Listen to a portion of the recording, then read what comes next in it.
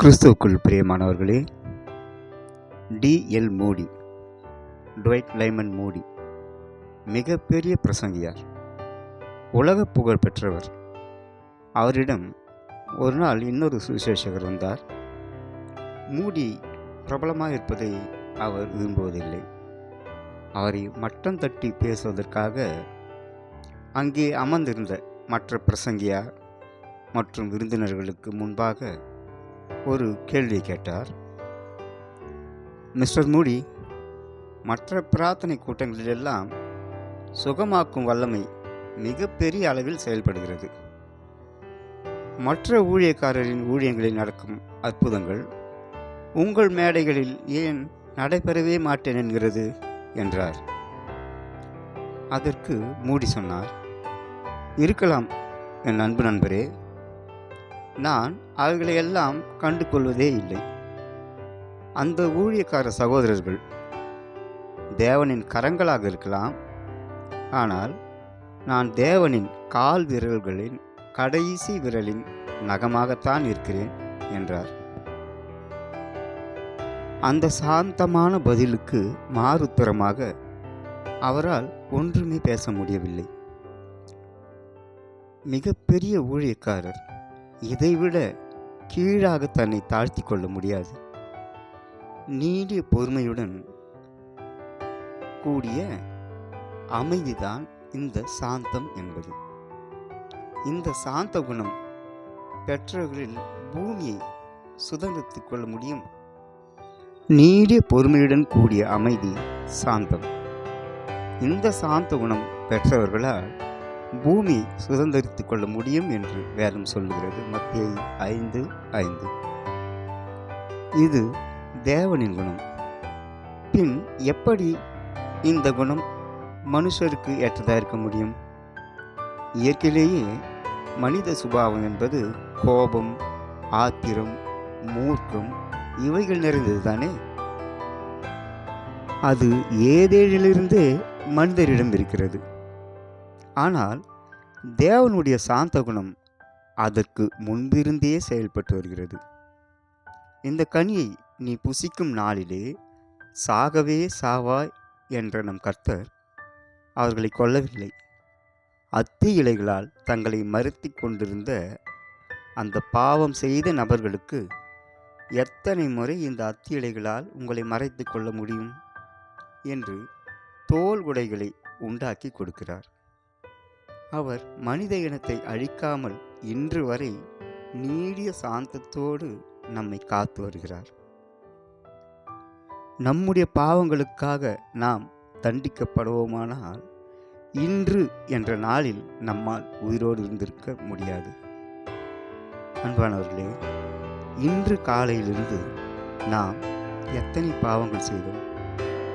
நேற்று, அதற்கு முந்தைய நாட்களில் இவற்றிற்கெல்லாம் தேவன் நீடிய பொறுமையோடும் சாந்தத்தோடும் இருக்கிறார் அல்லவா?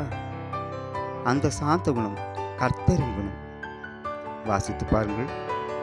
என்னாகமம் 14:17, நெகேமியா 9:17, சங்கீதம் 103:8, சங்கீதம் 145:8, யோவேல் 2:18.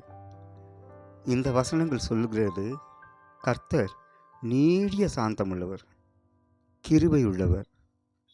என்னாகமம் 12ஆம் அதிகாரம், எத்தியோப்பியா தேசத்து ஸ்திரீயை மோசே விவாகம் பண்ணியிருந்தபடியால் சொந்த சகோதர சகோதரியாகிய ஆரோனும் மிரியாமும் மோசேக்கு விரோதமாக பேசினார்கள்.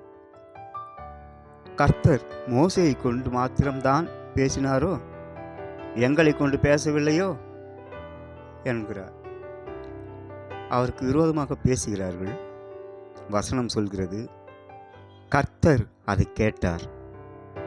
அடுத்த வசனம் என்னாகமம் 12:3, மோசேயானவன் பூமியில் உள்ள சகல மனிதரிலும் சாந்த குணமுள்ளவனாய் இருந்தான். அந்த சாந்த குணம் கர்த்தருடைய சுபாவம். சாந்த குணமுள்ளவனுக்கு அந்த மனிதர்களுக்காக மனிதர்களின் பக்கமாக தேவன் நிற்பார். இங்கே மோசேவுக்காக கர்த்தர் வாதாடுகிறார். மிரியா உறைந்த மழையை போன்ற குஷ்டரோகம் பிடித்தவளா மாறுகிறாள். சங்கீதம் 37:11 சொல்கிறது, சாந்த குணமுள்ளவர்கள் பூமியை சுதந்தரித்து மிகுந்த சமாதானத்தினால் மனமகிழ்ச்சியாயிருப்பார்கள். சங்கீதம் 147:6 சொல்கிறது, கர்த்தர் சாந்த குணமுள்ளவர்களை உயர்த்துகிறார். நீதிமொழிகள் 14:29 சொல்கிறது, நீடிய சாந்தமுள்ளவன் மகா புத்திமான். நீதிமொழிகள் 16:32 சொல்கிறது, பலவானை பார்க்கிலும் நீடிய சாந்தமுள்ளவன் உத்தமன். இவைகளையெல்லாம் ஞானியாகிய சாலமோன் சொல்கிறார். மிகவும் அனுபவபூர்வமாக, அறிவுபூர்வமாக இந்த வசனங்களை அவர் சொல்லியிருக்கிறார்.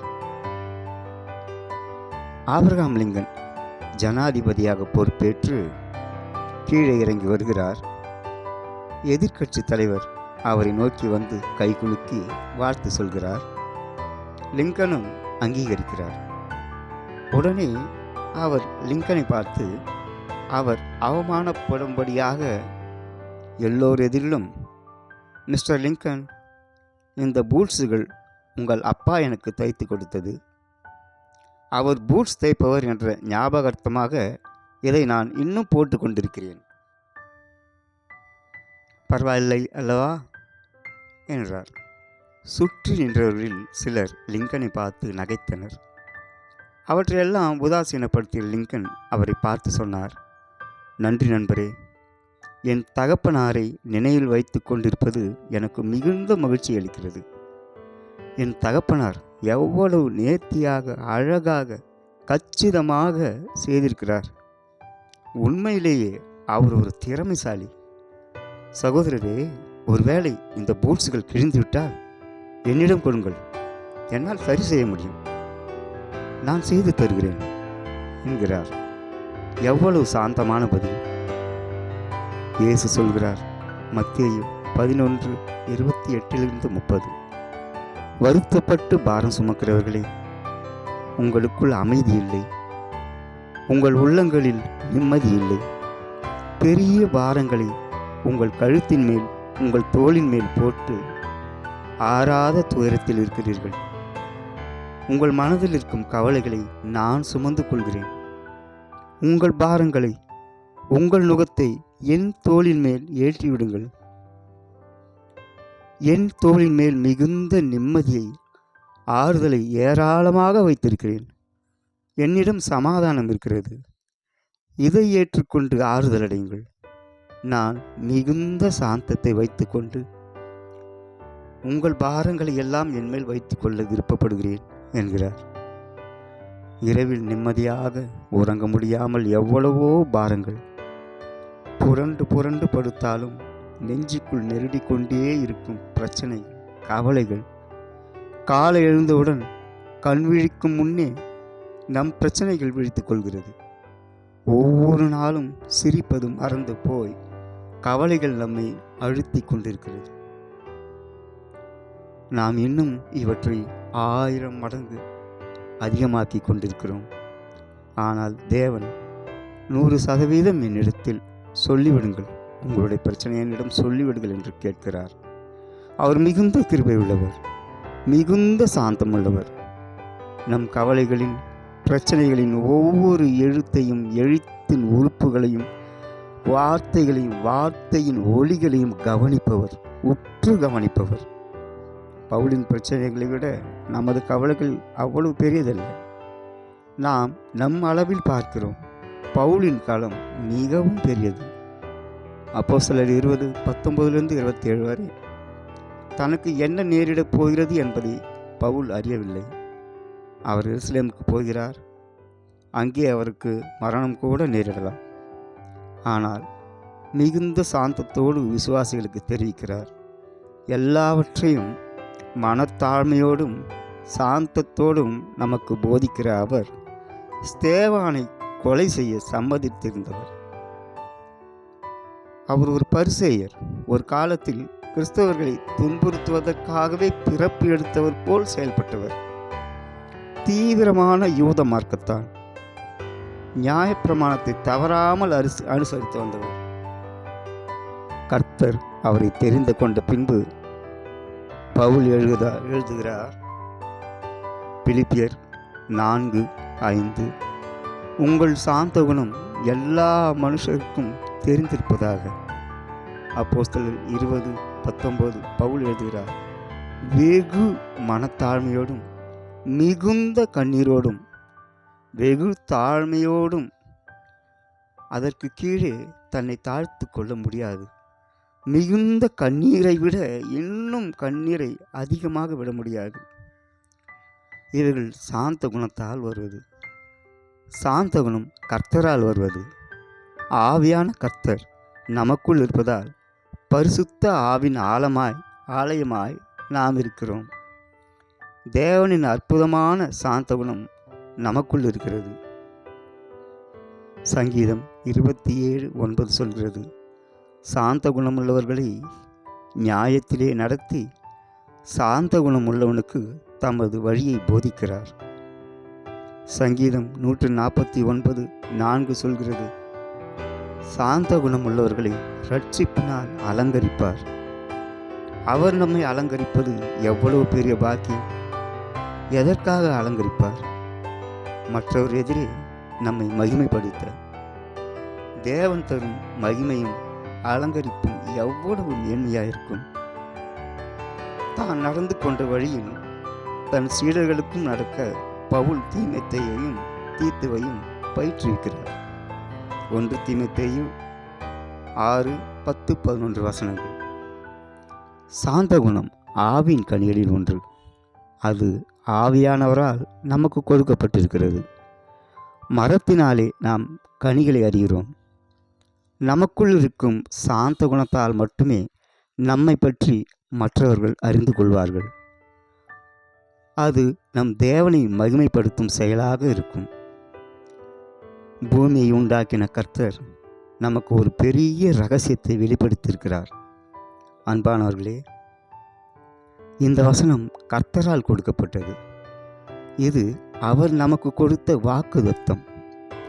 அவரே சொல்லியிருக்கிறார், வானமும் பூமியும் ஒழிந்து போனாலும் என் வார்த்தைகளோ ஒழிந்து போவதில்லை. மார்க்கு 13:31. அந்த வாக்குத்தத்தத்தில் சொல்லியிருக்கிறார். மத்தேயு 5:5, சாந்த குணமுள்ளவர்கள் பாக்கியவான்கள், அவர்கள் பூமியை சுதந்தரித்துக் கொள்வார்கள். கர்த்தர் நம்மை ஆசீர்வதிப்பார். என்றும் நம்மோடு இருப்பாராக. ஷாலோம். ஆமீன்.